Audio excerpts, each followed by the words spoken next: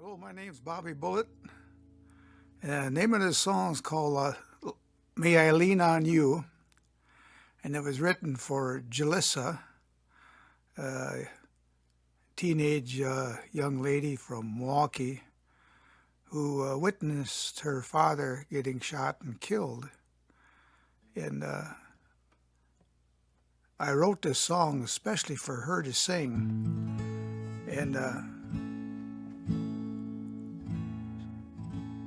I'm still waiting for it, but in the meantime, this song is for Jalissa. May I lean on you for a while. May I lean on you. Help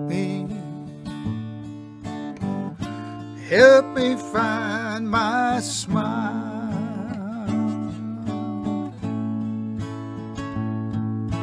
All my feelings, someone stole them. I wonder why. I keep looking to the heavens. Do they hear my cry?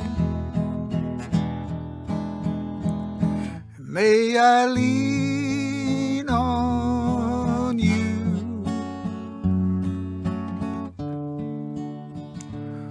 for a while. May I lean on you.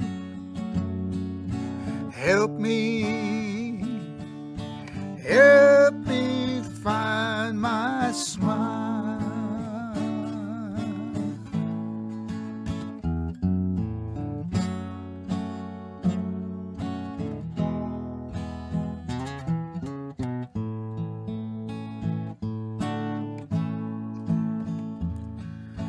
Walk with me a little longer.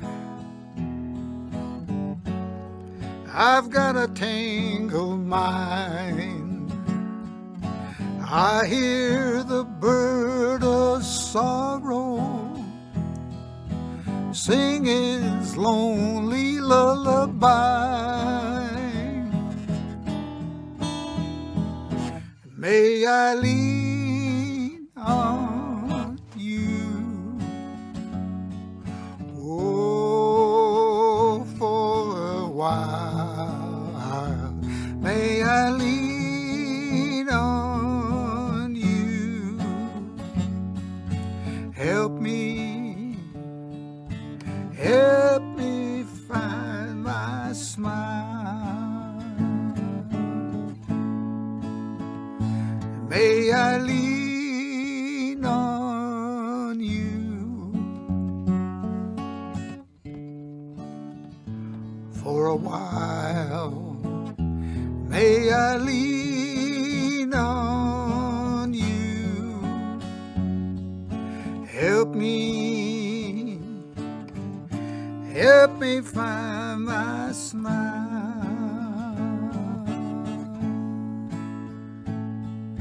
Help me find my smile.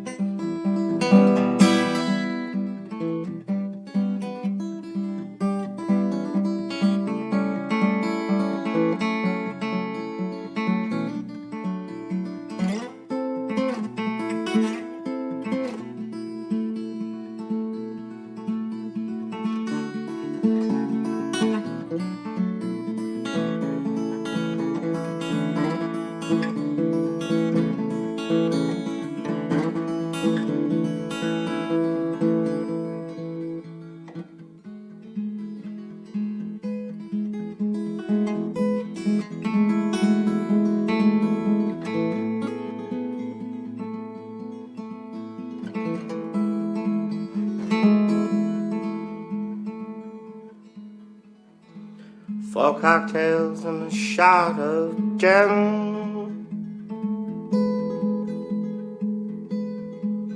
I'm ready for my evening to begin.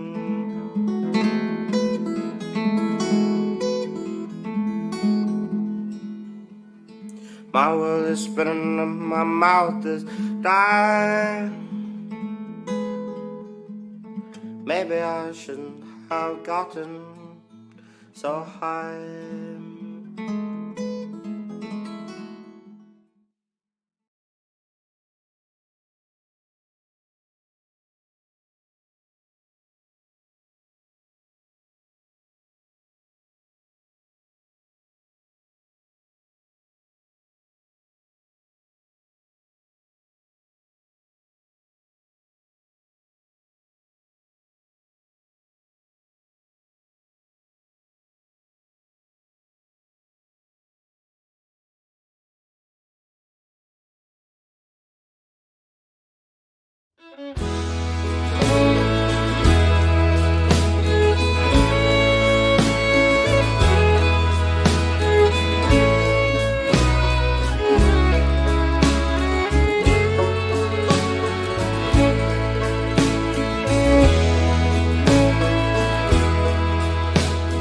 Summertime has come, and the trees are sweetly blooming, and the wild mountain thyme grows around the blooming heather. Drink it with gin, or drink with the white. Drink an appropriate amount of Athens Light. Drink it for peace, or drink it to fight. Drink an appropriate amount of Athens Light. Go to bed at 8, or party all night. Drink an appropriate amount of Athens Light. Athens Light, Athens Light. Drink an appropriate amount of Athens Light. Enjoy Athens Light at Pizza on the Farm every Friday and Saturday. Stony Acres Brewing, Athens, Wisconsin. Drink an appropriate amount of Athens Light.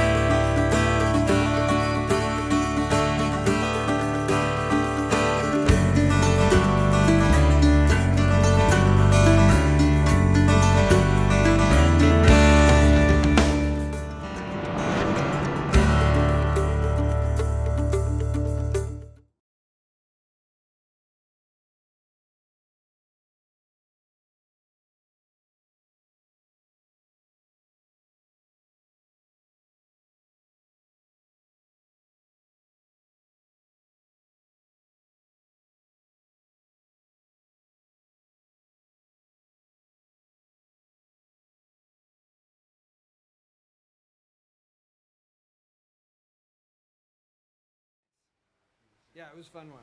All right. Hey, welcome to the Bertsch Barn special session tonight, Midwest Music Hour. Thrilled to have Matt the Electrician here in person. Yeah, maybe you're tuning in from somewhere out there in virtual land. Drop a comment below. Let us know where you're watching, listening from. Let me know how it sounds, and say hi to Matt. Yeah. Let's see. Matt the Electrician, currently residing and working out of Austin, Texas. He's on tour right now, supporting the release of his latest record, which is amazing. If you haven't gotten some ears on it, you got to click on the link to his Bandcamp or check it out on Spotify, Amazon, or just right on his website, matttheelectrician.com. And wow, there's nothing really more that I can say to express my excitement other than, holy cow, it's Matt the Electrician in the Bertsch Barn. So.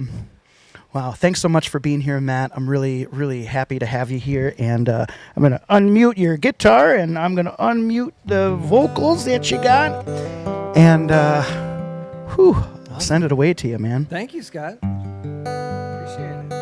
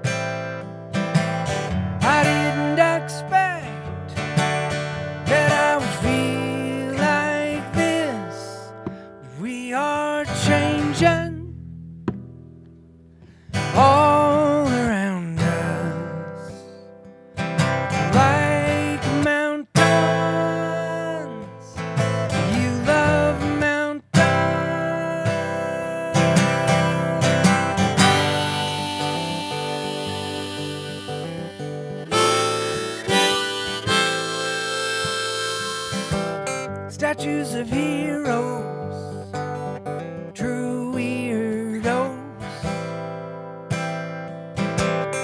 from the places where we come from. There are pictures on your bedroom walls. There are fixtures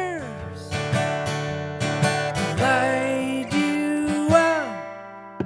They are changing all around us. Many mountains, you love mountains. Go so slow, going over the hills. Hills are rolling up in the air is thin. Love is bigger, love wins.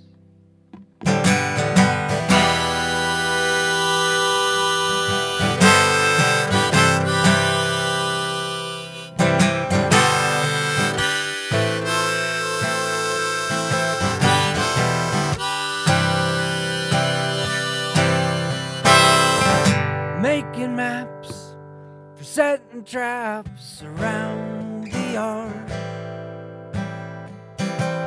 so we can fall and lose it all and rise again. All the battles, they happened here. Sabers rattled years and years, but we are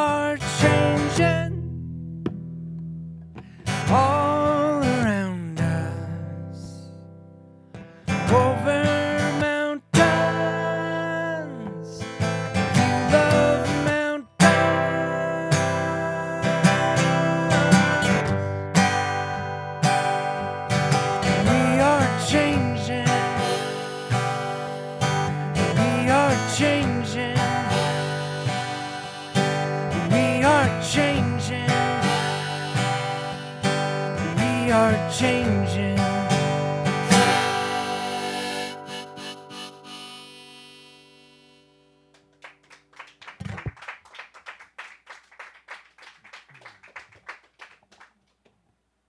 Oh, thank you very much. Oh, of course. I don't always open with that one, but you mentioned you liked it, and I was like, I sometimes open with that one. So I'm gonna segue into one from the new record, since I am out on the road promoting my new record, which came out November 21. It is brand new. Okay, good.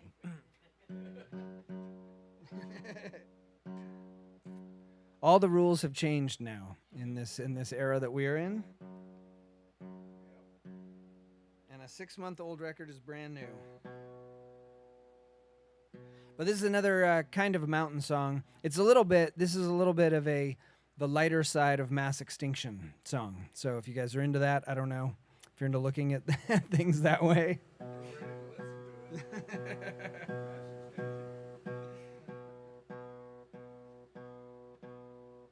But I actually wrote this after coming back from a backpacking trip with my wife's family out in the eastern Sierra Nevadas. I believe we were in the Inyo National Forest.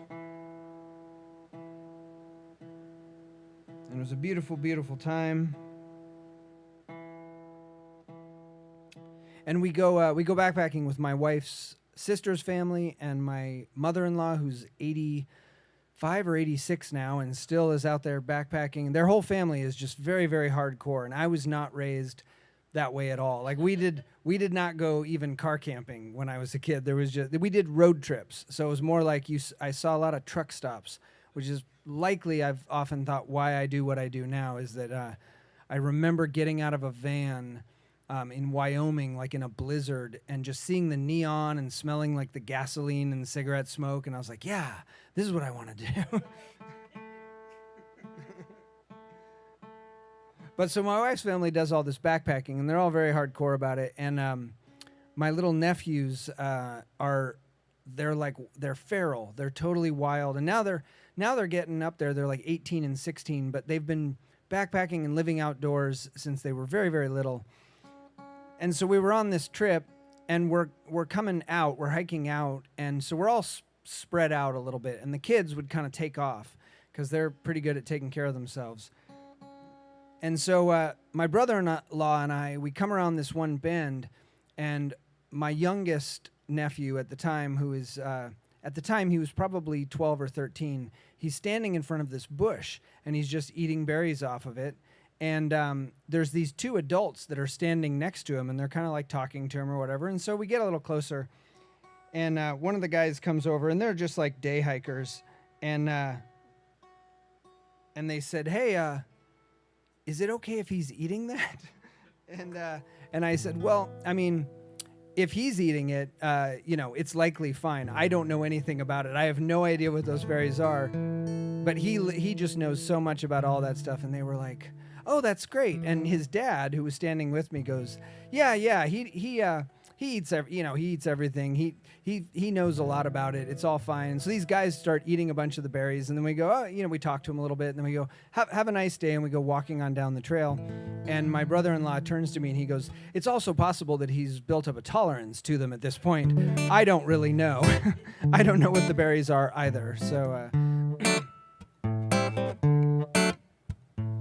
this used to be the bottom of the ocean, all of the red rocks or the gray rocks. I should have paid closer attention when you were talking. Don't follow me out into the canyon, across the water, into the wide open meadows with the grass so tall I'm caught in the undertow.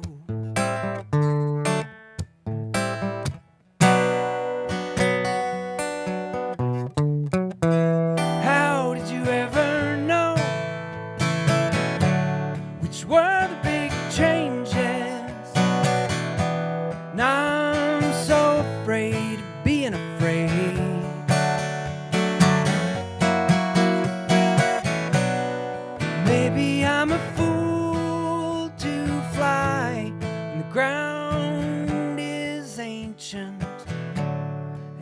so free.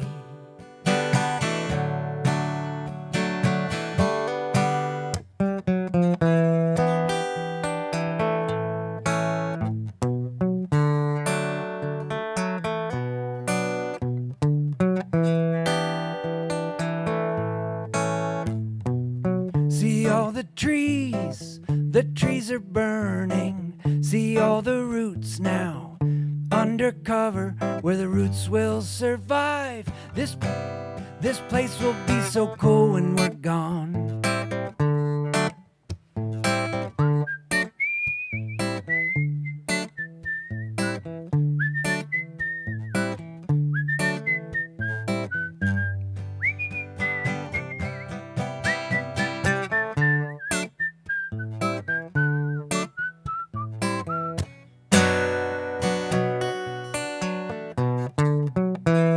How did you ever know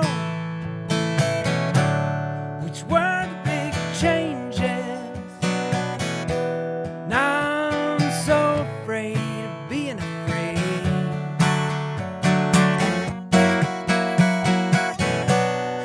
Maybe I'm a fool to fly. The ground is ancient, and I'm so free.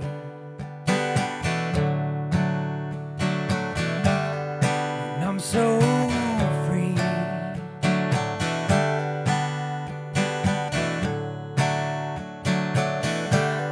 And I'm so free.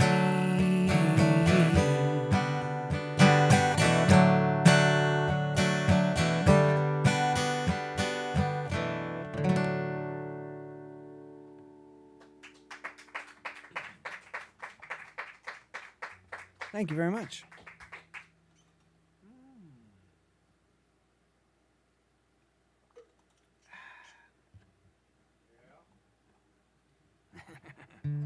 Gotta stay hydrated, everybody.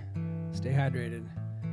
It's hot up here in Wisconsin, and you guys aren't used to it, really. It's like it doesn't do that, right? Yeah. Twice a year. Down there in Austin, we get it for about 8 months out of the year. It's pretty hot, which I absolutely love. I kind of enjoy it, or at least I have to say that because I've been there 26 years, and you just have to lean into it at some point.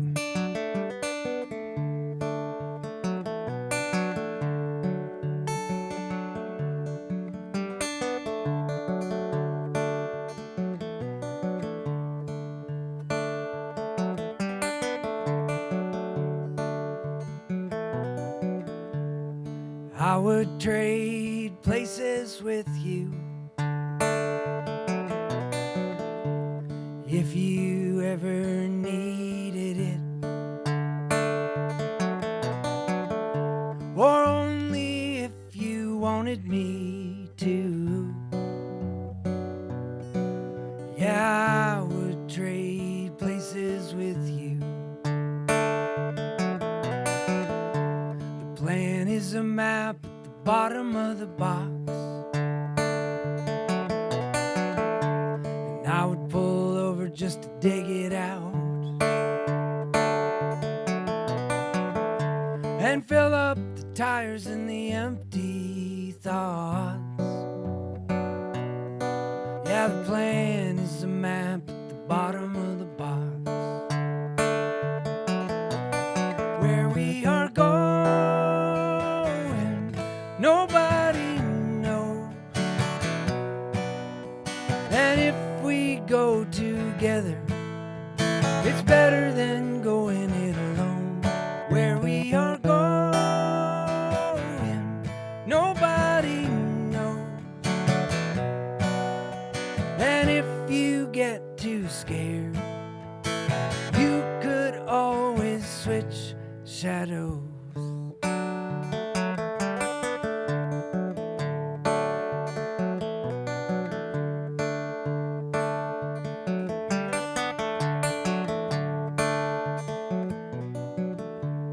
Everyone said that the time would fly, and all the days are dying.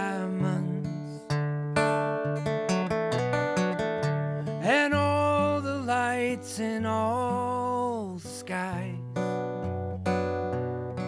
Yeah, everyone said that the time would fly. Ask me anything that you want, and I will tell you all I know. Say the word, I'll be your confidant. Yeah, ask me anything that you want.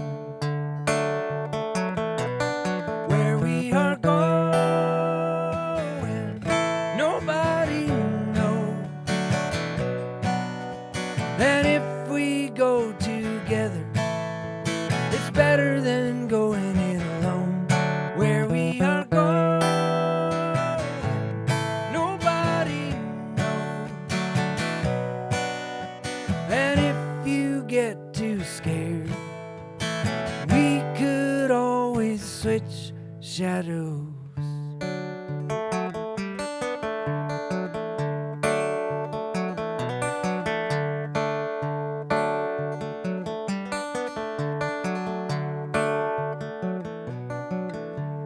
I would trade places with you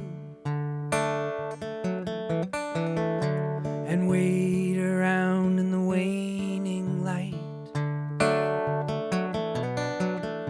The shadows switch from gray to blue. Yeah, I would trade places with you.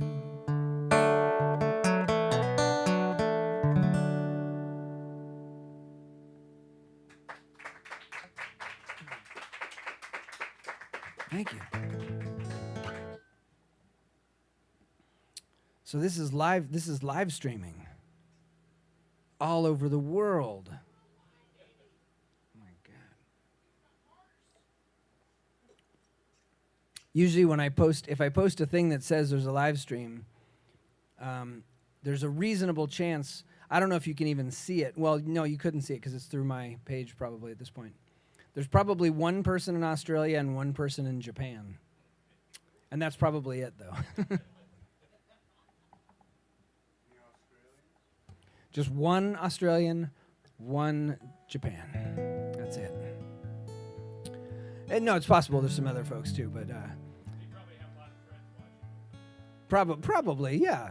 That's what I like to imagine. Is I'm pretty sure that my friend Shuichi in Japan, it's just him. I think he's just probably by himself, probably upstairs in his house smoking. I see you, Shuichi. And Erin in Australia, I don't know. She might have a party. She might, although their restrictions there, their COVID thing is like they're still pretty locked down. I think from last time I checked. So maybe not. Maybe they're having maybe not a party. Maybe like a Netflix watch party or something. I think you can do that with. Are we a Netflix show, Scott? We could be, eventually. That's probably, after tonight, definitely. Okay, good.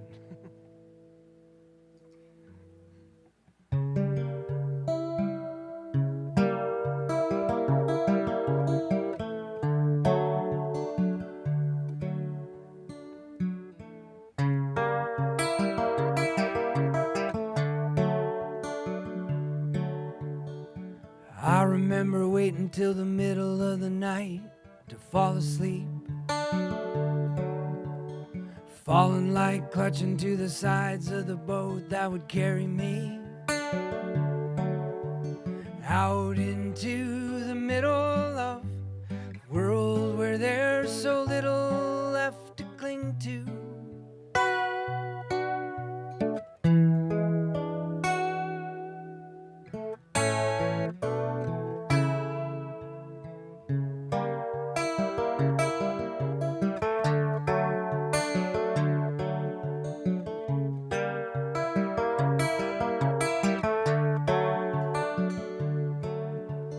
I could hear the crickets and the ocean and the thunder and the silence ring, hiding in the shadows by the side of the road with the evergreen,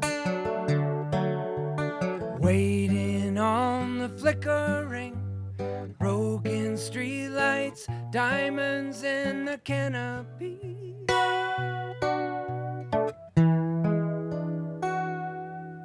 Say goodnight to all the night owls. Oh, good night. I am no early bird. I am young among the stars, and I know right where you are.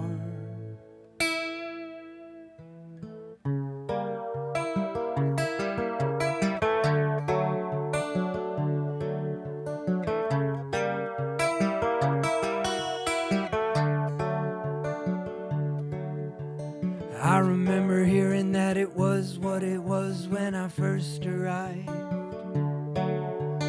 We all got a bridge in our brains that is running from the left to the right. Maybe it doesn't reach the land, so Grandma, deal another hand of Tripoli.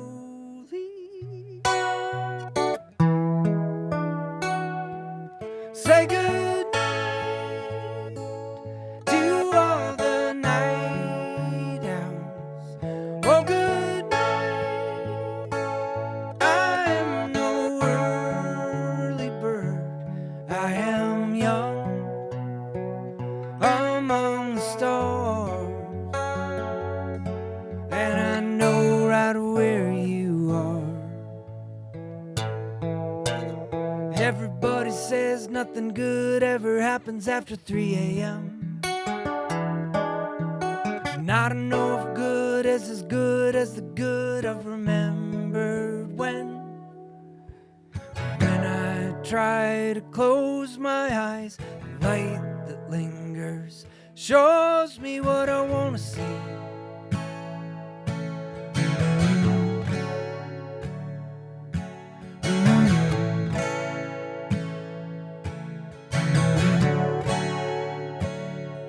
Say goodnight to all the night owls.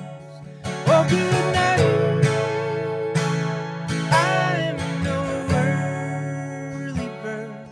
Say goodnight to all the night owls. Oh, good night.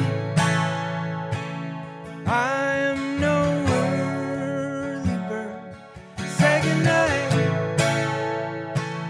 to all the night owls. Oh, good night. I'm no early bird. I am young among the stars, and I know right where you are.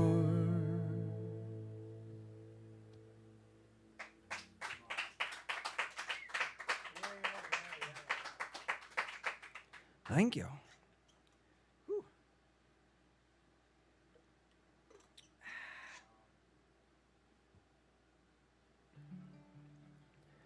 I was telling these guys earlier, and I have to say, first of all, Scott, I love your Milwaukee Brewers hat. Like, I like that style. That, I don't know if that's a throwback. I don't. Maybe they don't. Do they wear those still? Is that like the? Yeah, sort of a little bit. Okay. Okay. Oh, okay. But it looks similar to the ones from like the 80s, maybe. Okay. I had a friend growing up that was we were both San Francisco Giants fans because that's where we kind of were from and where we lived. But his dad was born in Milwaukee, and so he also had affinity for the Milwaukee Brewers. And I don't know if you guys have the same rules that I have for baseball fandom, but you're allowed, if your team is a National League team, you're allowed to have an American League. Yeah, of course. So, and at the time, the Milwaukee Brewers were an American League team, so it works out great. So that was his team, and I remember he had a hat that was not dissimilar from that. And I was telling these guys that on Wednesday I've got a day off and I'm going to go to a Brewers game. I'm very excited. I've never been to. It's still Miller Park, even though it's like Walmart Stadium or whatever. Like everything's called something, right? So. Oh, okay. They're playing the Cardinals, which I'm excited about because no offense to Milwaukee fans. I mean, I'll be pulling for Milwaukee because I'll be there, but I love going to see a game where I have no emotional attachment, and I don't really care about I really don't care about the Cardinals, and then I kind of vaguely care about the Brewers just because I'm going to go to the game and that'll be fun. But so I'm very excited because I've never been to that park, and I hear there's like a sausage race. I mean, I'm very excited about all of the things like that. So somebody, my friend I was talking to, who's kind of from he spent some time in the Green Bay area. I know he's a Packers fan. I'm confused about where that comes from because I think he's from Cincinnati, but maybe it's just that he hated the Bengals. I don't know. But he did say that he said that there was a great statue of Bob Uecker up in the top upper deck. So he goes, if you feel like going for a walk in the middle of the game, you go up and you see the Uecker statue. So I may do that. I'm very excited. And in general, I'm just very excited about baseball. I was very angry when there was a lockout, and then immediately, as soon as the season started, I was not angry anymore, and just totally. I'm a very typical baseball fan in that way. Like, I was very angry when the DH started this year for the whole league, and now I just don't care. It's like, great, baseball. I don't care. It's baseball. So with all that in mind, I'm going to play you a very, very old song of mine that I wrote back in the 90s. That is, in fact, I wrote it right after the 94-95 strike. And everybody was talking about rule changes. And, you got to make the game more interesting. And you got to do this and you got to do that so that more people will watch it. And I've never totally understood that because nobody else who's not a baseball fan cares about baseball. So you're not going to get new people. And then when you change the rules, you alienate the old people. So it's this like weird cyclical thing that baseball's been doing for like 150 years. And so I wrote this song kind of with all of that in mind.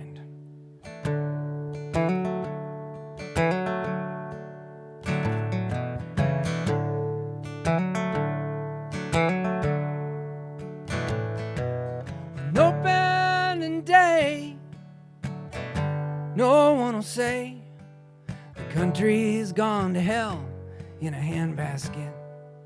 'Cause if it's just you and me, section 03, with a beer and a Polish sausage the size of a Buick. Don't say it's tired, don't say it's so old, it doesn't matter.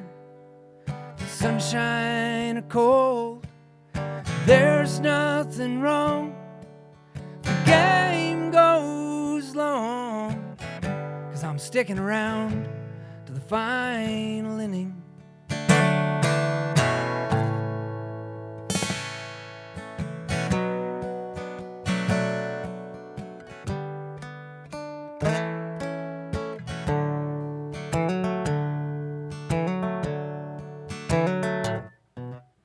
There's nothing better than sitting out in center field. It's noon and you're drunk like it's midnight. 11 runs down and there's no one around. We're doing the wave, just the two of us. Don't say it's tired, say it's so old, it doesn't matter. Sunshine or cold, there's nothing wrong. The game goes long, 'cause I'm sticking around to the final inning.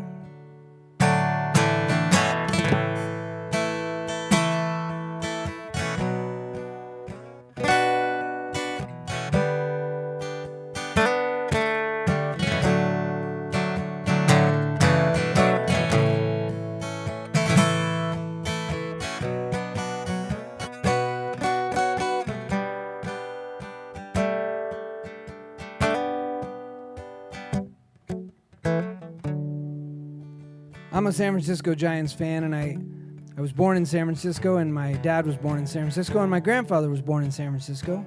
And in the 1930s, he played leadoff hitter and starting shortstop for the San Francisco Seals, along with Joe DiMaggio and Dominic DiMaggio and Vincent DiMaggio. And so baseball's kind of in our blood. And when I was a kid, we would go to games at Candlestick Park. Have you guys ever been to Candlestick Park? Anybody? No? They tore it down years and years ago, but it was down on the south side of San Francisco. And the thing about Candlestick Park is that, you know, it's usually foggy and kind of cold in San Francisco, but every once in a while you get a nice sunny day. And it could be a nice sunny day. It could be 75 degrees and sunny in the parking lot at Candlestick Park, but inside Candlestick Park, it was always 47 degrees with a 34% chance of rain. It's mystifying to this day, but that's what it was. And so we would go to these games, and if you stayed till the end of an extra innings game, they would give you a pin on your way out. It was called a Croix de Candlestick. And it had a little SF logo with snow on the top of it, and it said Vini Vidi Vici. So the first one of those pins that I got, I took it home and I asked my mom, I said, "Mom, what does this mean? Vini Vidi Vixi?" And she said, "It's Vini Vidi Vici, and it means we came, we saw, we conquered." And I said, "Oh, but we lost to the Mets." Like always, we always lost to the Mets. They had Darryl Strawberry and Doc Gooden. Anyway, it wasn't a good era for us, and it was a really good era for the Mets. But my mom said, "Not the Giants, you. You came, you saw, you conquered." And I was like, "Oh, okay, I understand."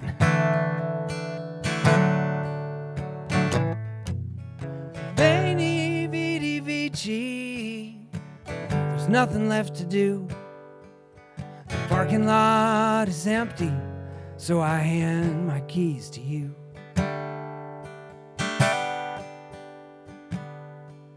And though the night is long, and sometimes never win, every time I see you, I fall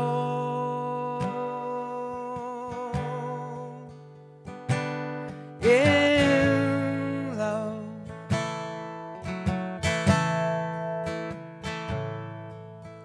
Again.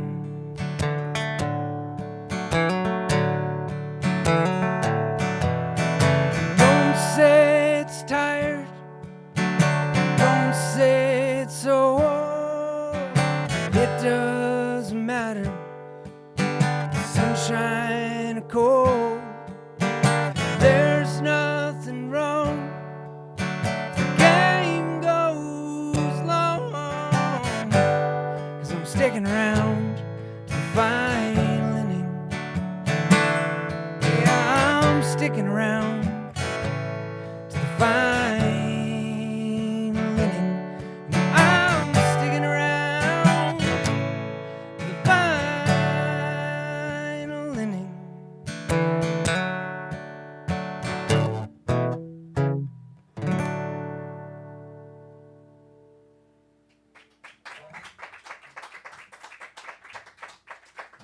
Thank you very much.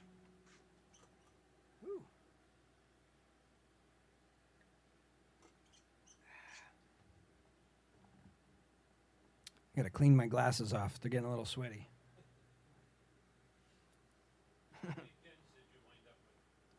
In the time that I lived around there and went to games, I ended up with 4 pins. 4 extra inning games. I want to say, if memory serves, that they lost all 4 of those games. I'm pretty sure. Sometimes you never win, you know. That's okay. I mean, you know, it's it kind of depends on how you lose, but I've always enjoyed the underdog. So, but you know, that being said, it was really nice to win the World Series in 2010, 2012, and 2014. That didn't suck, so that was all right too.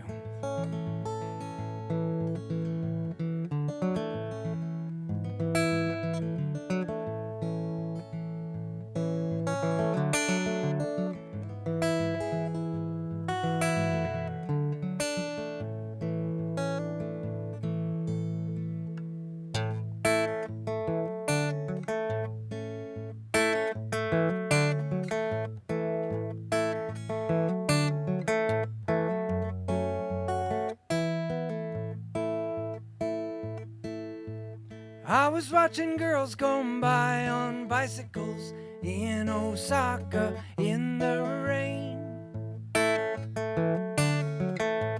riding with one hand holding umbrellas in Osaka in the rain.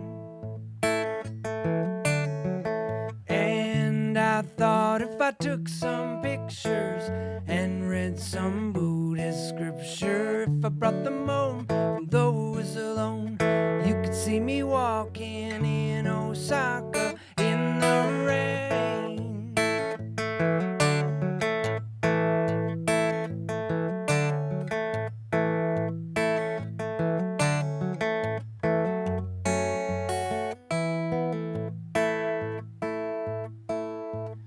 I was looking up and feeling down in Osaka in the rain, spinning upside down and around in Osaka in the rain. And it's tomorrow where I am, seems I've left you behind again. Even if I stop, the world will not. I would still be walking in Osaka in the rain.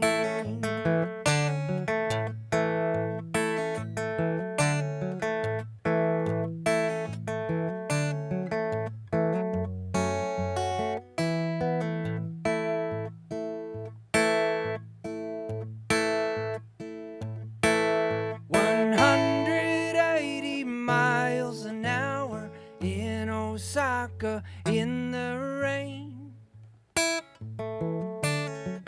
This bullet train's got superpowers in Osaka in the rain. And I'm getting used to rocking this way. When I gotta go, that's when I wanna stay. I'll come again, and I'll bring you then. We'll go walking in Osaka in the rain.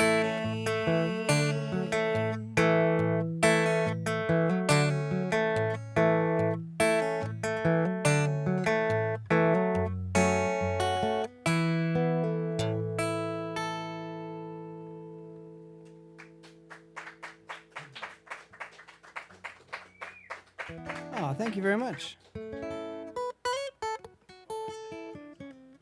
Oh, yeah? Oh, very cool. Somebody was telling me years ago that their kids loved that song and they called it No Soccer in the Rain.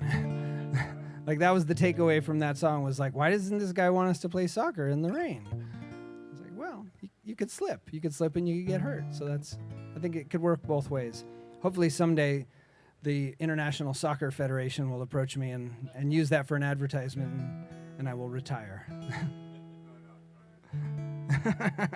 Well, no. I mean, that's the beautiful part about being a traveling singer-songwriter is there's no retire. You don't retire. I mean, and it really doesn't, as far as I can tell, it doesn't matter the level you're at. You know, if you look at like Willie Nelson and Neil Young, like nobody's retiring. Like, maybe a health thing takes you out and then you don't do it, but like nobody retires. They just don't retire. That being said, that's a great segue into, I'm going to start a podcast pretty soon with my friend Nels Andrews. And it's just conceptual at this stage, but we're gathering names and putting together ideas. And the idea is we're going to interview retired songwriters. So the people that actually did get out, people who like quit, middle career, maybe they were doing really great, maybe they weren't. But it turns out we know a lot of retired songwriters, and so we're going to interview retired songwriters, and we're going to call it Old Folks Home, because it's mostly folk singer-songwriters. So there you go. Anyway, if you have a better idea for a title, then tell me, because each time I say it, I'm less convinced that it's a really good title. I think the first time I thought of it, I was like, oh, it's a great title, and then I'm not so sure now. But I like the concept.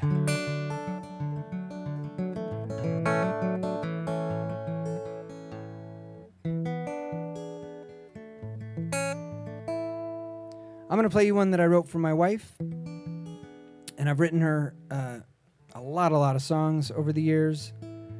We met in high school. We were in a musical together called Snoopy, which is the lesser-known sequel to Your Good Man, Charlie Brown. I played the part of Charlie Brown. She played the part of Peppermint Patty. We then went to the senior prom together. And when we first started dating, I had just before that I had been broken up with. This other girl I was dating in high school broke up with me, broke my heart. I was unfortunately writing songs at the time. And so I told my new girlfriend, my future wife, I said, listen, I can't write you any love songs because that part of my life is over at 17. And much to her credit, really much to her credit, she said, yeah, whatever, I don't care.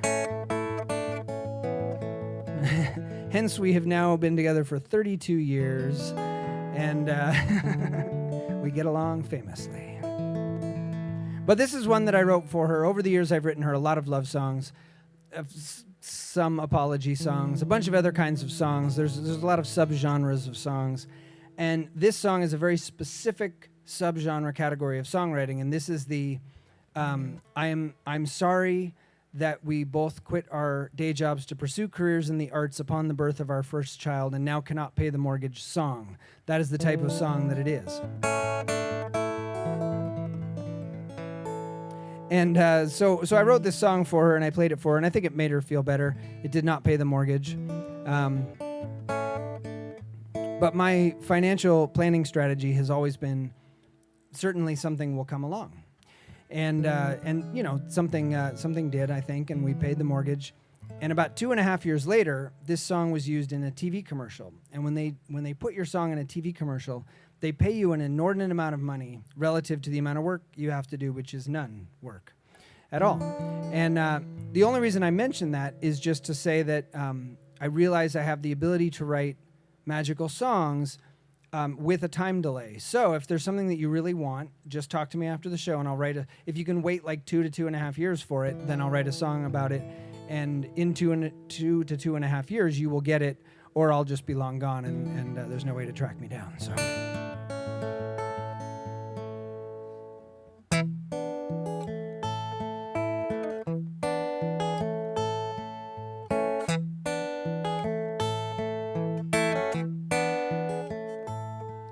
It's a little step in the right direction. Couldn't see it from space. I'm right next to you. Whatever you decide to do, I've got your back. We're on the same track. In the universe, you're a molecule. In my eyes, you're a great big deal. Bigger than the moon. You're the only tune I hear. I've got your back, we're on the same track. And if we're moving, then we're moving together. And if we're standing still, then it's still forever.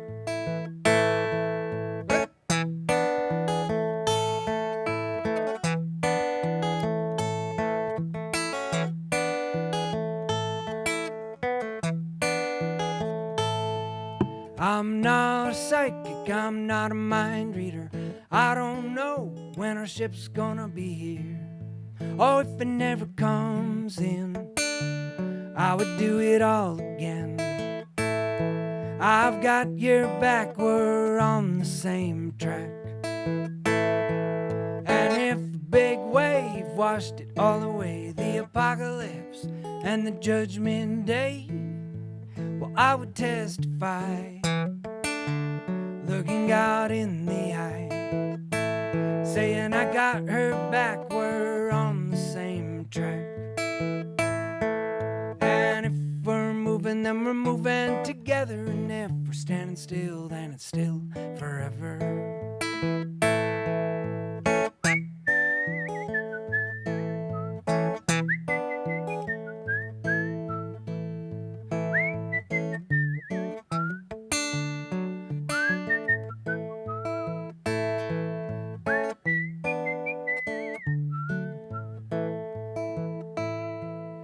It's a little step in the right direction. Couldn't see it from space. I'm right next to you. Whatever you decide to do, I've got your back. We're on the same track. And if we're moving, then we're moving together. And if we're standing still, then it's still forever.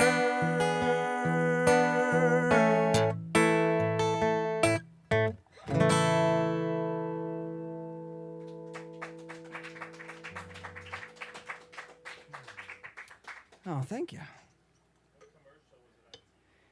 It was an LL Bean Christmas ad. Yeah.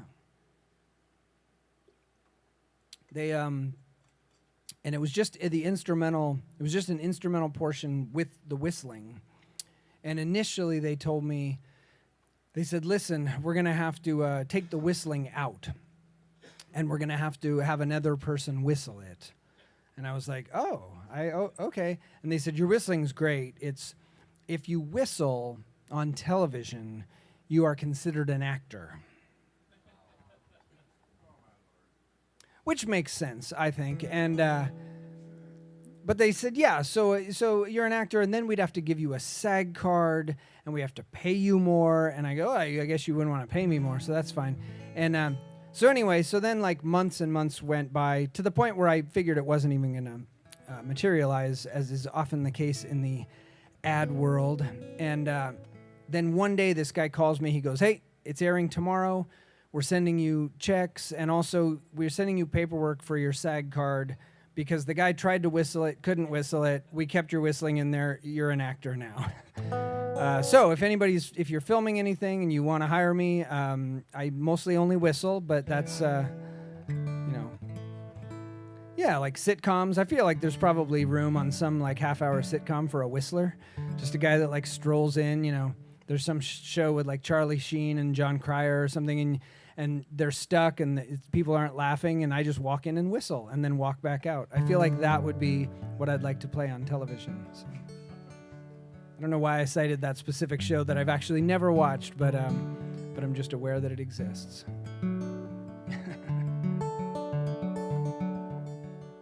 All right, well, let's see here. I'm going to switch gears a little bit. Let me know at this point if you have any requests. I don't know that I can do them because I often forget my own songs, but if you have any, let me know now. Okay.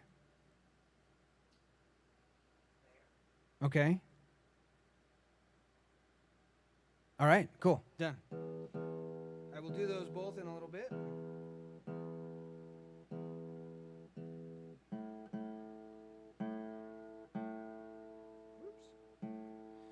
Right now I'm going to do one that I wrote for my friends in Ketchikan, Alaska. And I don't know if you all have been to Ketchikan. It's beautiful.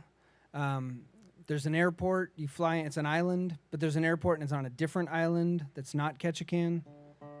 And then you have to take a ferry boat to get to Ketchikan.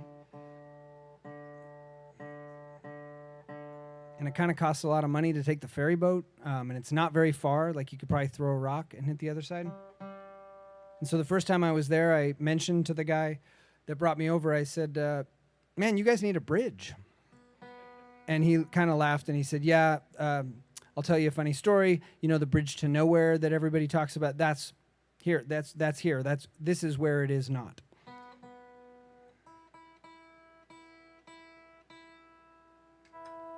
So after coming home from that tour, there was something in politics that was going on that was focused on Alaska. I don't remember why now, but there was a lot of talk about Alaska, and everybody was talking about the bridge to nowhere.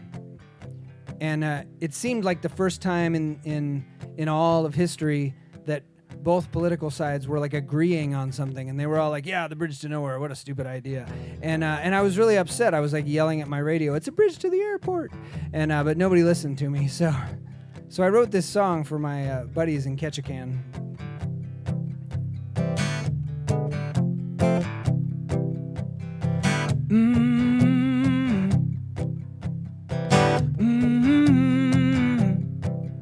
Whoa. Oh, there's no such thing as a bridge to nowhere, 'cause there are two sides to everything, and I am wrong most of the time. There's a first time for everything.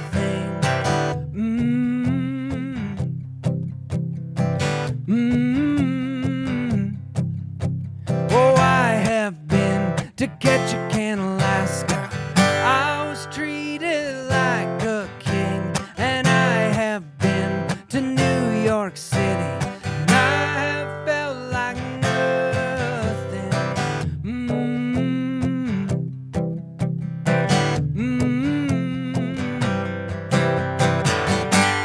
If you can walk on water, yeah, well, you can walk all over me.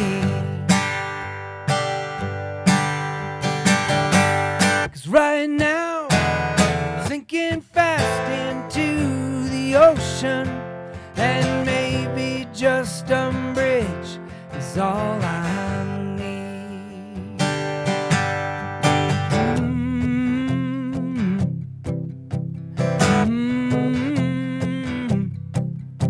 Oh, I have almost never been fishing. I'm scared of fishing hooks, and I have never wrestled a bear. I have seen some pictures in books, and they don't care.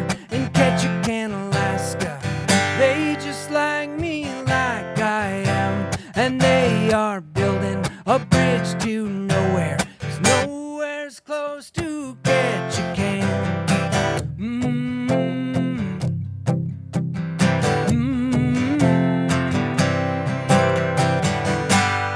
If you can walk on water, yeah, well, you can walk all over me. 'Cause right now, sinking fast into the ocean, and maybe just a bridge is all I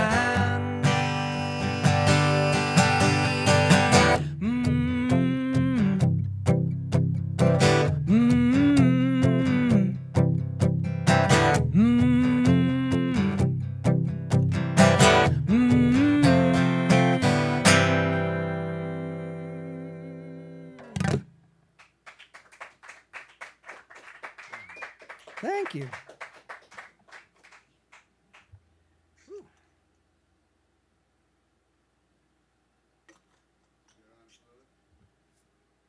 What's that? I am. Thank you.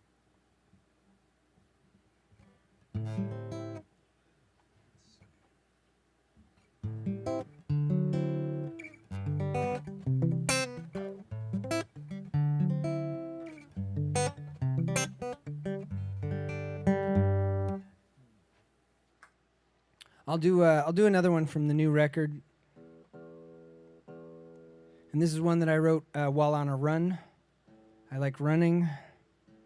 My body doesn't totally love it, but my brain likes it a lot. So I do it. And one of my favorite things, my favorite time to run in Austin, where I live, is at 5 p.m.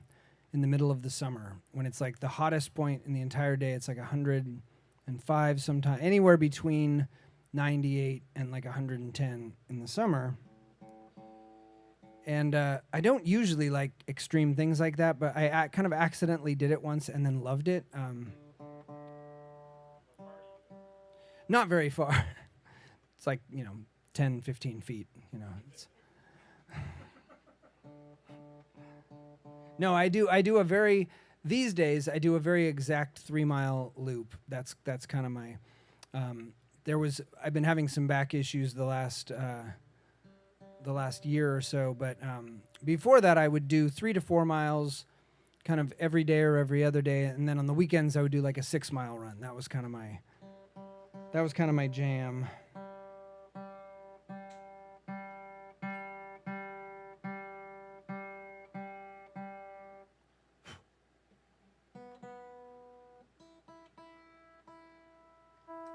And I should point out, just in case she's watching and fact-checking me, that my wife has told me that my 3-mile loop is actually 2.85 miles, because she wears all of the she has the devices, and she's a much more extreme runner than I am.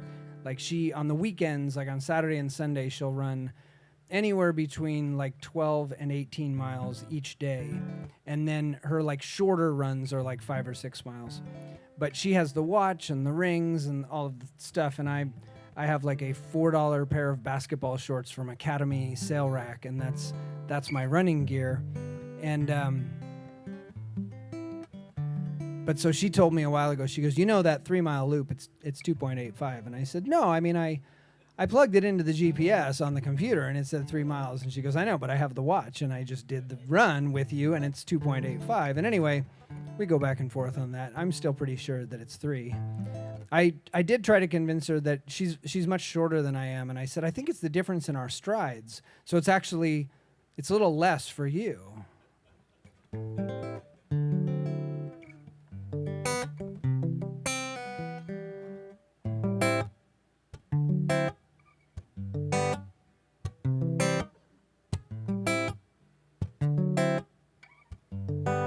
I told you that I didn't like to dance, but I do. I really love it, it's true. But I'm embarrassed in front of you. I act a whole lot tougher than I am in front of you. And pretty much my whole life through, I have forgotten what it is I do. I'm not angry anymore. I'm so angry all the time, and all the energy, all the people been so good to me. I'm not angry, I'm so angry. I told you that I never really cry, but that's a lie. I crossed my heart, I hope to die. I didn't mean it, I cry. On the sidewalk or in a rainstorm, I am the scarecrow standing in the corn, hanging a lamppost with my umbrella hanging. I got my tap shoes and I'm so happy singing songs sung blue. And dear Frank Mills, the sound of music spinning on the Swiss hills. Officer Krupke, if I was a rich man. Conrad Birdie kissing girls cause he can't. I'm not angry anymore. I'm so angry all the time, and all the energy. And I'm not angry anymore. I'm so angry all the time, and all the energy, all the people been so good to me. I'm not angry, I'm not angry. I told you that I didn't like to dance, but I do. I really love it, it's true. But I'm embarrassed in front of you.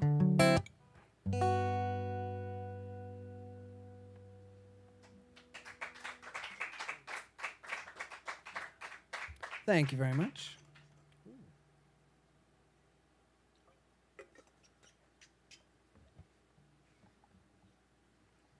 I think we're going to, my brand new record that just came out, it's going to come out again, hopefully in late August of this year, because there was like a national, maybe international shortage on vinyl, and so my vinyl just still hasn't shown up.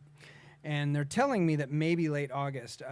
I turned in all the stuff to the vinyl place in, I think, February or March of 2021, and my record came out in November of 2021, and I still don't have vinyl. I do have CDs. I don't know if you guys are familiar with compact discs, but Rolling Stone just had an article where they said the format of the future is compact discs. So luckily I have thousands of them, and I have a bunch out there after the show. If you are interested, you can check them out. But the record will be kind of re-released in August, hopefully, because I'll have vinyl, which is an older format that probably nobody wants. And I'm hoping to coincide with that I'm going to have a new music video for that last song I did, Dance. Hopefully, if I can talk him into it, featuring my son, Arlo, who just graduated from high school a couple weeks ago. And that is my youngest child, which means that my wife and I are about to be empty nesters.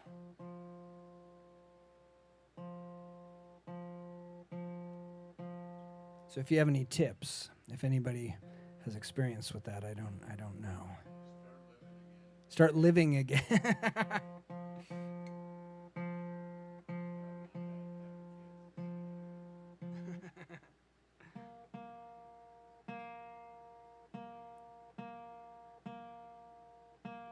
No, it really is. You know, once they get into their mid to late teens, they're not really around anyway. So it's not like they're if they're in the house, it's door closed and you never see them. So I imagine it won't be that much different. A couple of years ago when our daughter graduated and moved out, one of my wife's friends had both of her kids had just moved out, and she was having a tough time with it. It was kind of emotional about it. And so my wife was telling me, yeah, they're having a rough time over there, empty nest, no kids. And I ran into the dad at the convenience store in our neighborhood, and I said, hey, man, I heard that, the girls are gone and empty nest, and it's kind of rough. And he goes, that's my understanding is that I'm being told it's kind of rough. So far, all I can really tell is that it's a lot quieter and a lot cleaner, and that's been my experience. So I'm kind of hoping, that's what I'm hoping for anyway.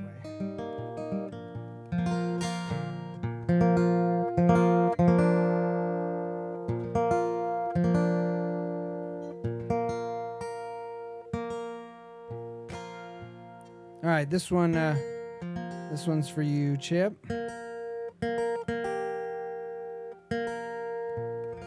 This is based on a true story that I read in the newspaper years and years ago about a girl that was the valedictorian of her high school class. Since it is graduation season, I'll play this. And she got up at her high school graduation to give a speech. And in the middle of the speech, she took off her robe and she was completely naked. And she gave her speech naked. And that is all they said in the newspaper. That was the end of the story. And I was like, there needs to be more to this story. I feel like there's some sort of closure to this story. I need to understand what all happened. And at the time, either the internet wasn't as good as it is now, or I just wasn't smart enough to know how to search. I will point out it was in the Ask Jeeves era, so there was no Google. So it may have been that it was actually difficult to find, but so I couldn't find out any more info. So I wrote this song to finish the story the way I wanted it finished, and I based it loosely on my own high school graduation. So it's an amalgam of true and true. True with also true, which maybe makes untrue. I don't know.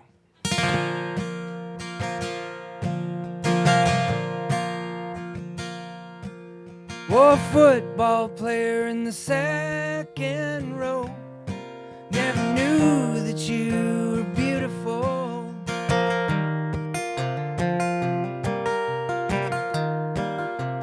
Mom was crying with her head down low, Daddy with a video.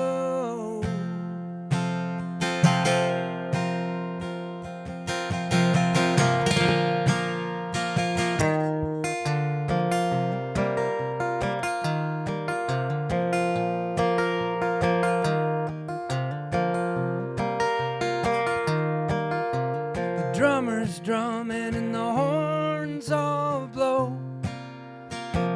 marching band is looking tight.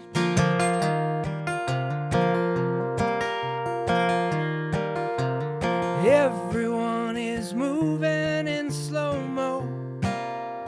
She's at the speed of light.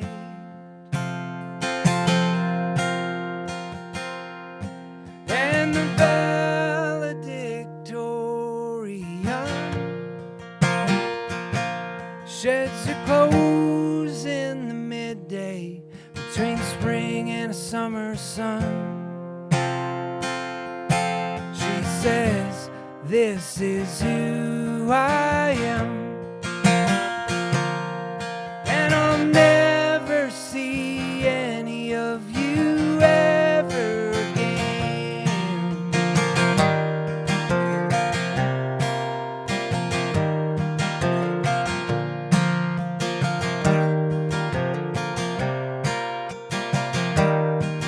While the principal and the counselors close in, trying to avert a scene.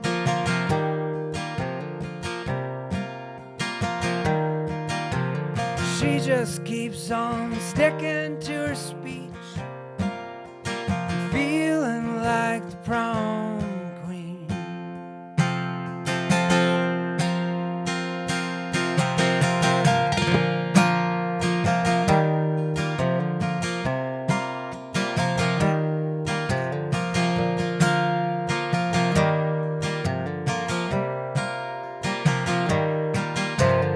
Somebody shuts off the microphone, and pandemonium ensues.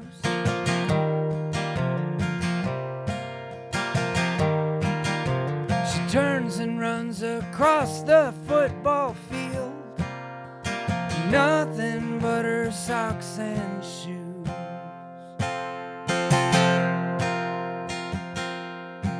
And the valedictorian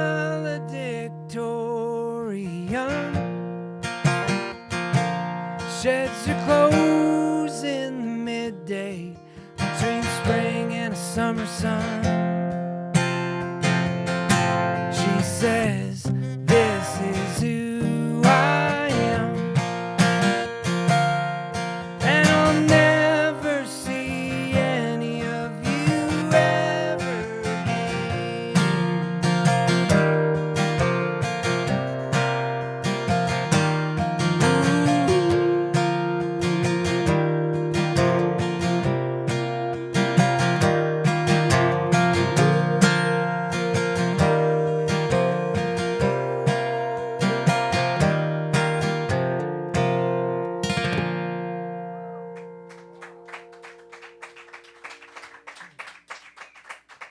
Thank you very much.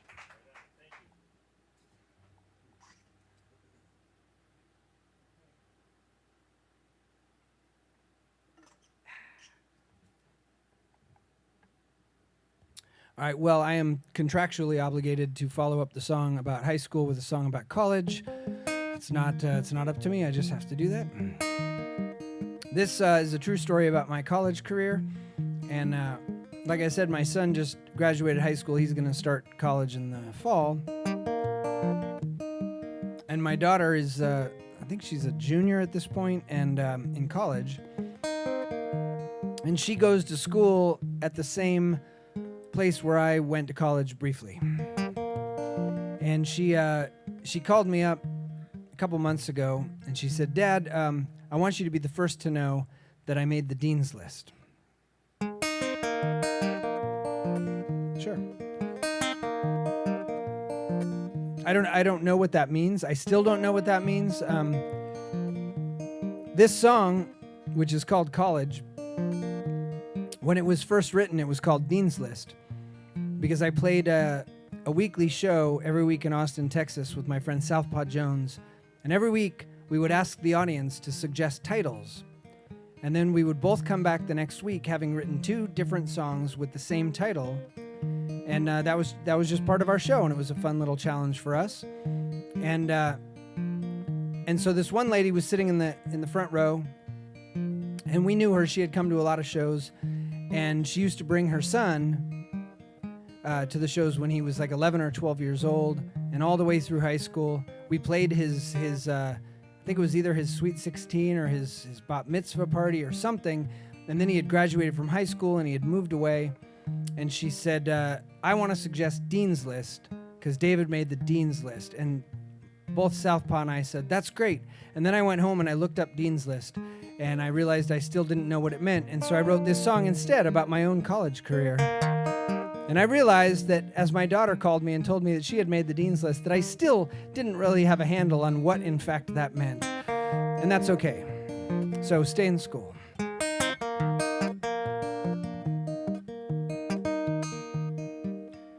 I owe $35 to the library at Humboldt State University, but I dropped out years ago, so I never paid it, and I'm still not gonna.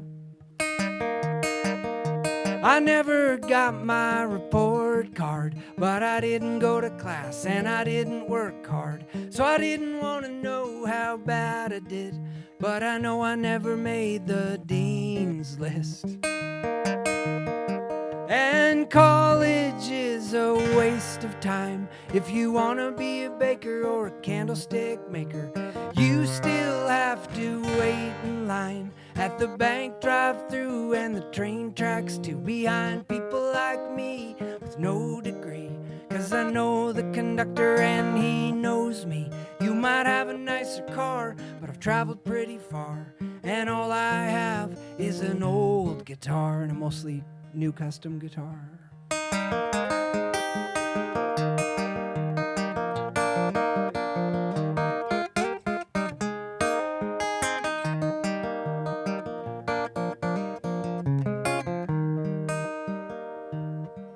Oh, $40 for a bag of weed in the summer 1993. $40 is all I have, and it isn't mine, it belongs to my parents. Oh, 500 points for a roll of cookie dough. In the cafeteria they got sloppy joes, and the sloppy joes cost 3 points. I won't eat in the spring, but hey, cookie dough. And college is a waste of time. If you want to be a diver or a big rig driver, you still have to go to the store, share the road with a wide load. It's taking up all 3 lanes, and you can't get around, and it's a big pain. And the driver hasn't slept in 3 whole days, but he knows one thing, and that's freeways. He's got a Gatorade bottle where he goes pee, and you're behind him with your college degree. I owe $35 to the library at Humboldt State University, but I dropped out 29 years ago, so I never paid it, and I'm still not gonna.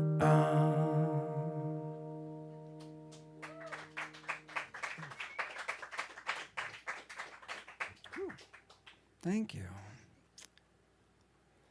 I might actually need another water if there is somebody with the ability. Are you sure? Well, thank you.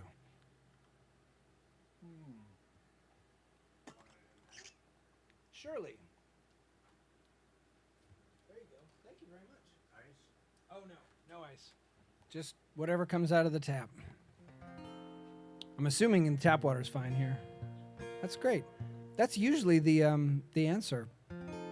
Most of the places I've been, they go, yeah, the tap water's fine. It's great. I believe that tap water was some good kitchen sink Madison, Wisconsin tap water. I enjoyed that. That was some Kiki water, and really I had some Iowa City refrigerator water, you know, that comes through the refrigerator, the like filtered. That was pretty good, and I had some Tulsa, Oklahoma hotel water that was actually pretty good. The day one I drove to Norman, Oklahoma, just south of Oklahoma City, and I filled up with Holiday Inn Express bathroom sink water in Norman, Oklahoma. And I think I may have drank arsenic. I'm not sure, but based on my viewing of like Murder, She Wrote in the 80s and my memory of what that's supposed to taste like, I think I drank arsenic. But so far, I'm fine. I'm still fine, so I think it's okay.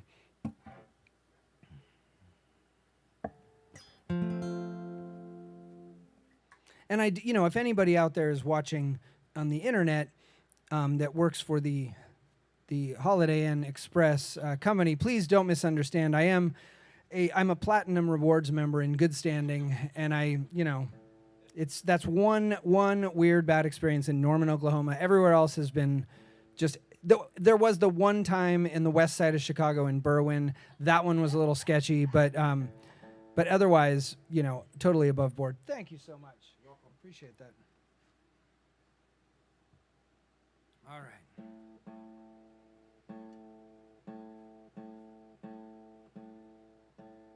So I was playing Kiki's Basement yesterday, and I know at least two of you here have been there. It's truly it's a beautiful little spot, and there's some copacetic vibes with here. It's like I feel like you and Kiki should at least meet and discuss because you've got some similar vibes going on, and Kiki's Basement is covered with all the it's not the posters of the people that played there necessarily, or at least not the posters from that gig, but she just has concert posters all over her wall. And one guy that is figured prominently and shows up over and over, not just his posters, but his drawings, is John D. Graham. Do you guys know John D. Graham? I know you do because you've been to Kiki's. But outside of Austin, Texas, and maybe Fitzgerald's in Berwyn, not many people know about John D. Graham. You play him a lot on the radio? Oh, that's fantastic. John D. is one of my favorites. He's an Austin institution. He is an Austin legend.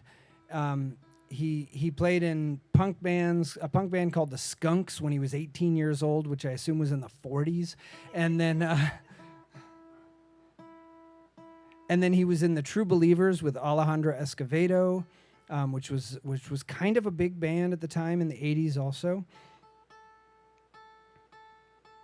But I met John D. when he was my neighbor in Austin, and I lived in a house with another singer-songwriter named Anna Iggy, and Anna and I lived about 2 doors down from John D. Graham. And it was a really magical time to be in Austin, Texas. It was the Austin, Texas that you hear about. It's the Austin, Texas that everybody talks about that no longer exists, sadly. But it was one of those like moments in time, and you'd wander down the street, and John D. would be on his porch, and you'd stop and talk, and he'd get a guitar, and then you'd get your guitar, and you'd sit out on the porch playing songs and writing stuff together, and it really was kind of magical. And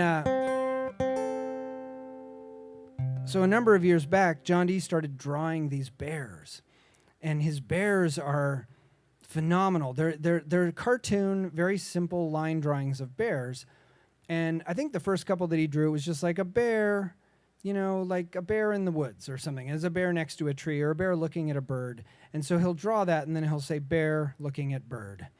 And then quickly it started becoming like a bear sitting at a table with a coffee cup and looking at a cell phone, smoking a cigarette, and it would say bear calling his publicist or, something like that. And so they tended to have a lot to do with John D.'s own personality and sense of humor. And so Kiki has a ton of bears. And years ago, John D. gave me a bear. And it's a bear that has a blanket over his arm. And it says, El Valiente. And so I have it on my wall in my office when I'm writing. And one day I was sitting in my office, and I started to write a song. And it was one of these, a lot of my songs come from a lot of different places. It's like I'll go, oh, I'm thinking about this one thing, and I'll put it in the song, and I'm like, oh, this other thing over here. And so this was one of those songs, and a friend of ours had written me an email, and because I was playing a show at a vineyard that my sister owns in Oregon, and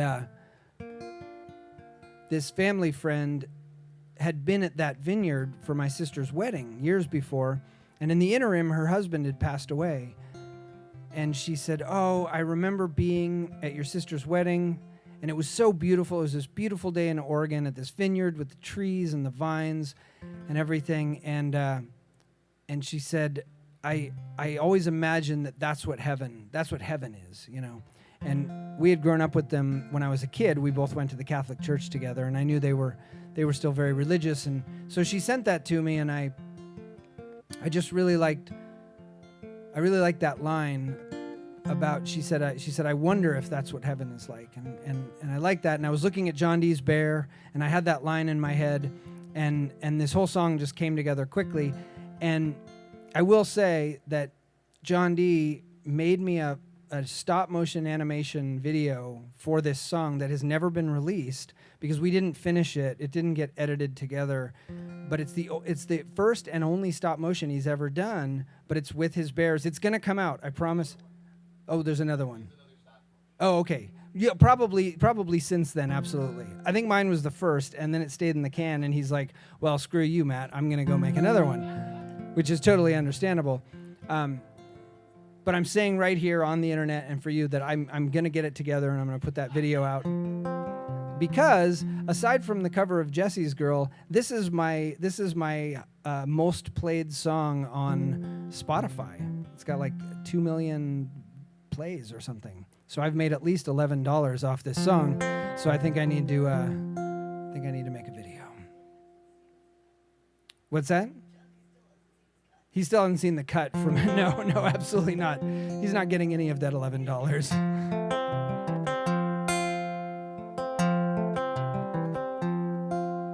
The bear moved into the city when all of the work dried up. Put it all in his pickup truck and drove down the mountain. And he scoured the classified ads for a window with a view of the trees. Signed his name, got a set of keys, and the empty light of a room. And he said, wonder if this is what heaven is like.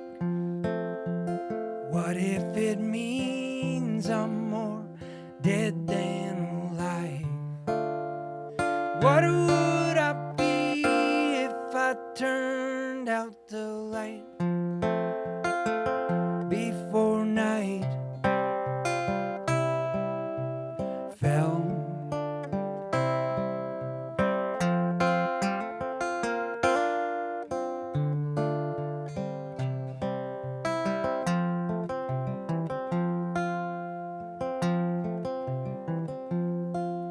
The bear walked a while for groceries, and everyone stared at the ground, moving to the beat of the sound, the voices of the engines, and the sidewalk toward his feet. And it hurt just a little more to open and close the door, the bodega on the corner. And he said, wonder if this is what heaven is like. What if it means I'm more dead than alive? What would I be if I turned out the light before night fell?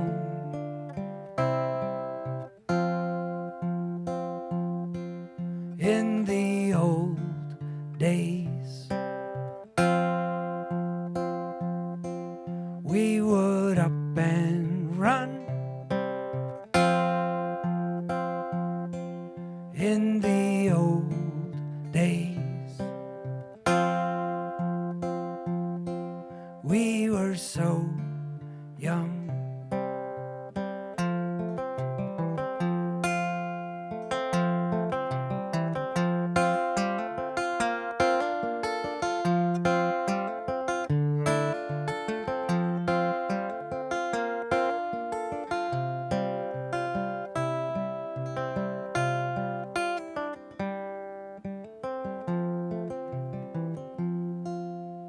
bear laid down on a park bench and stared straight up at the sky, waiting on the first starlight in the space between the buildings.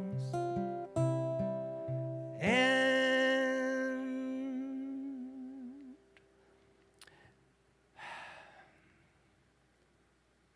at this point in time, I'd like you to remember all the times I did remember the lyrics. And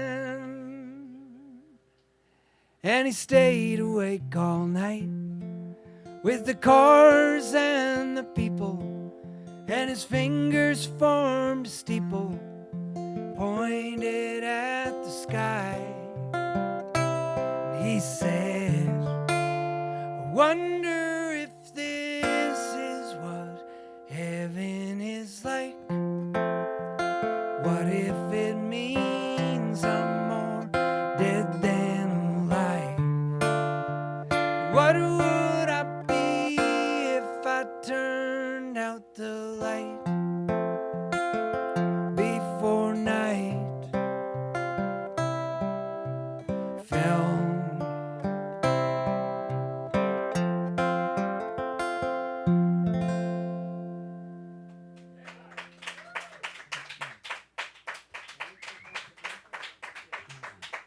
Oh, thank you so much. All right, I think I got time for one more song.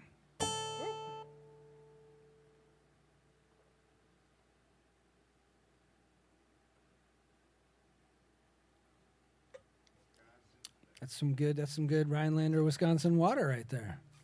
Appreciate that.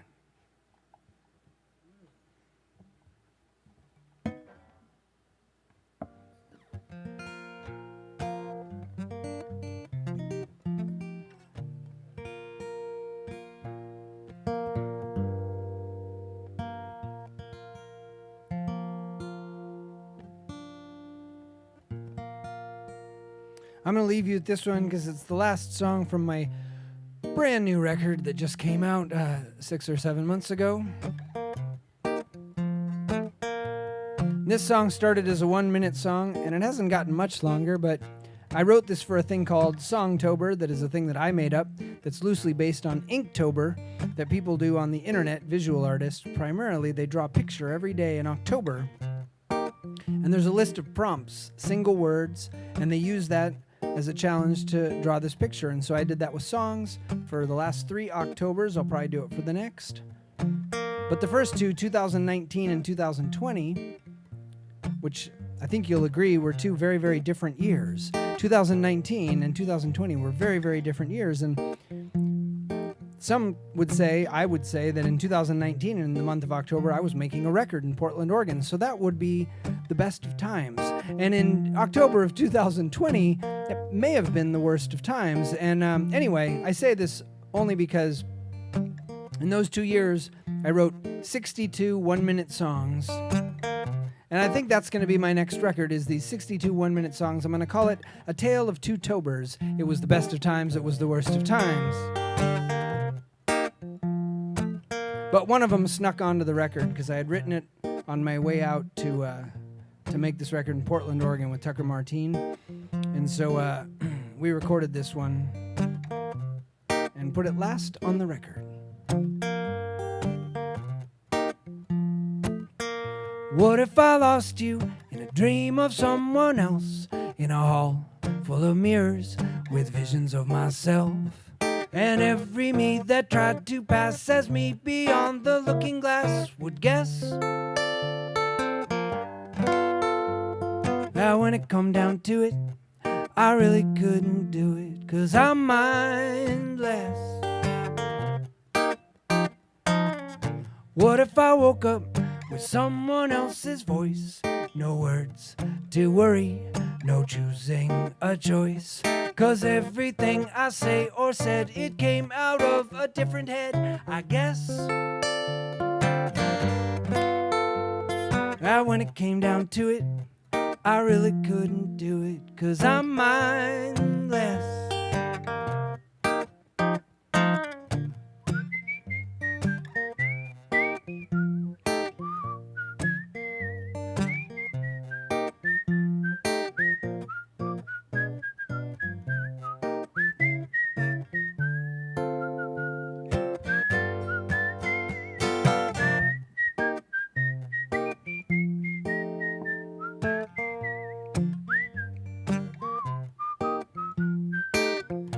What if I lost you in a dream of someone else, in a hall full of mirrors with visions of myself? 'Cause every me that tried to pass as me beyond the looking glass would guess that when it comes down to it, I really couldn't do it, 'cause I'm mindless. Yes, I'm mindless. I'm fortuitously mindless.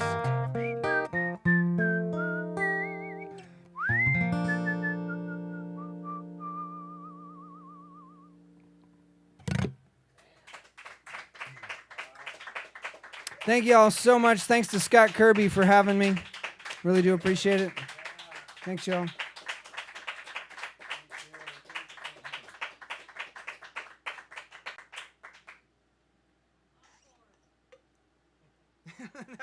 That was the politest encore request I've ever. Encore, please. Sure, I'll do one. I don't know how this works, but I'll. Whoa, falling over.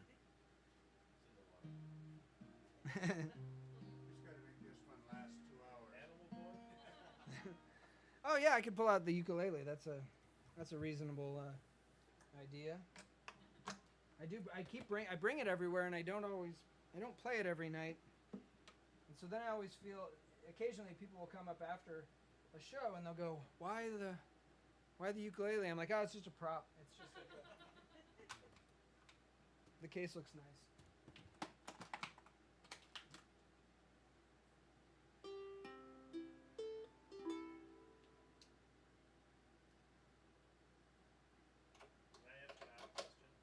I'm sorry? Can I ask an odd question? Sure. It's more about, I guess, the music business. So, like, when you sing a cover, like Jesse's Girl, how does that work? Can you just do that? I mean, the short answer is yes. The longer answer is not really. There is some legality to it. The thing about cover songs is actually I can sing a cover song anywhere live. And it gets a little complicated without getting too in the weeds. Here, unless somebody from one of the performing rights organizations watches this video and finds out about Scott and comes here and demands that Scott pay them X amount of dollars a month every month all year long, which is supposed to go into a blanket fund that covers all covers that may or may not get done. Seriously. Every venue, every coffee shop, everywhere has to pay these amounts of money, and they're different amounts of money. And you can actually there's a house concert kind of waiver where you get to pay less. So if they came to Scott, he could say, I'm having a house concert, and that's basically true. So you pay less. But it's actually, they pay kind of a lot of money. And that money gets put into a big fund that never goes to me. It doesn't matter if anybody's covered my song or if I've covered songs. It goes to the people, the top earners on the Billboard charts any given year. It's a great system. So now, if you want to cover a song on a record, you have to license that. And you can either get a mechanical license from the publisher or the artist, and then they just go, here you go, it costs this much, and it always costs the same. It's 0.09 cents per song or per record. And so if you press 1,000 records, you pay them, 9 cents per record, whatever. I figured that would be easy math to do, but what was it, $90 or something, right? So when streaming came along, it made it more complicated. And there's another kind of licensing, too, called compulsory licensing, where, I tried to license a Prince song when I was much younger, and I wrote to the guy, and I said, I'd like to play this Prince song, and they said, nope, Prince doesn't want you to. And I was like, man. And so I just gave up. But what I found out is that he can't really say that. I can then compulsorily license the song. They can't stop me from doing it. But then I have to pay Prince every single month, which I currently do with another song I covered by Journey. So every month I have the good fortune to write Steve Perry a check for usually 1 penny and I send it off to him. And then Jonathan Cain, the keyboard player who actually wrote the song, he gets like 7 pennies or whatever, and that's what I pay them a month. Now, this Rick Springfield thing, years ago, I paid him $90 or whatever it was, and then streaming comes along, and I don't know how that works.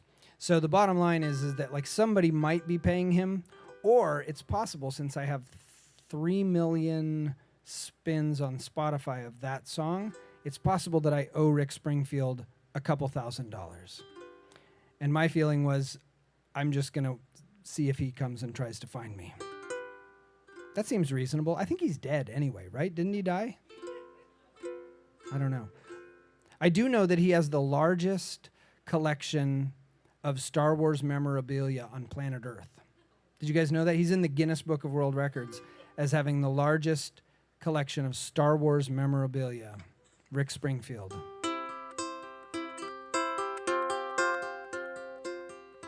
This song has nothing to do with any of that.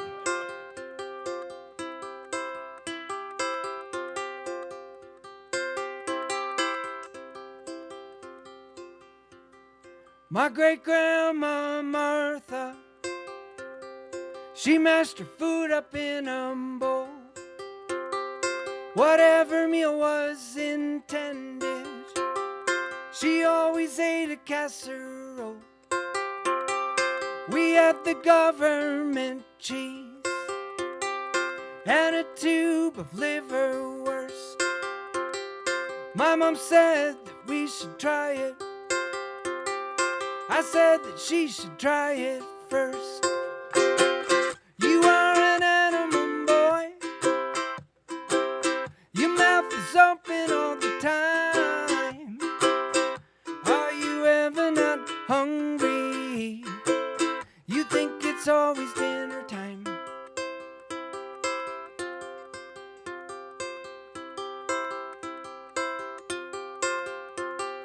My brother was a method eater. He studied long into the night. When all the dishes were done drying, he had not taken his first bite. We had a vegetable garden twice as big as our house, with 6 or 7 types of fruit trees we hardly ever ate out. You are an animal, boy. Your mouth is open all the time. Are you ever not hungry? You think it's always dinner time.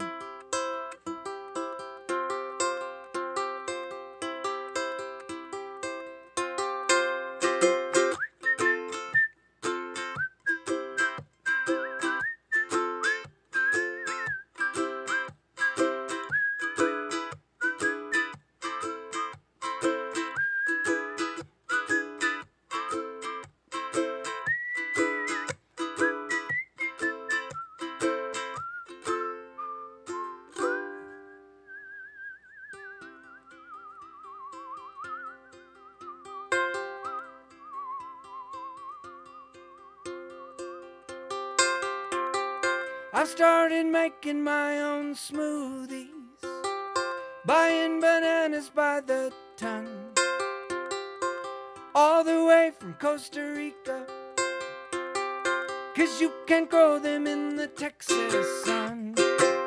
My ancestors grew something, real food is all I know. We're gonna grow a little boy, just like 100 years ago. You are an animal, boy. Your mouth is open all the time. Are you ever not hungry? You think it's always dinner time. You think it's always dinner time. Yeah, it's always dinner time.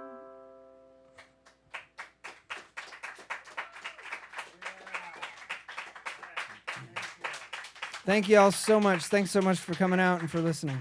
Thank you.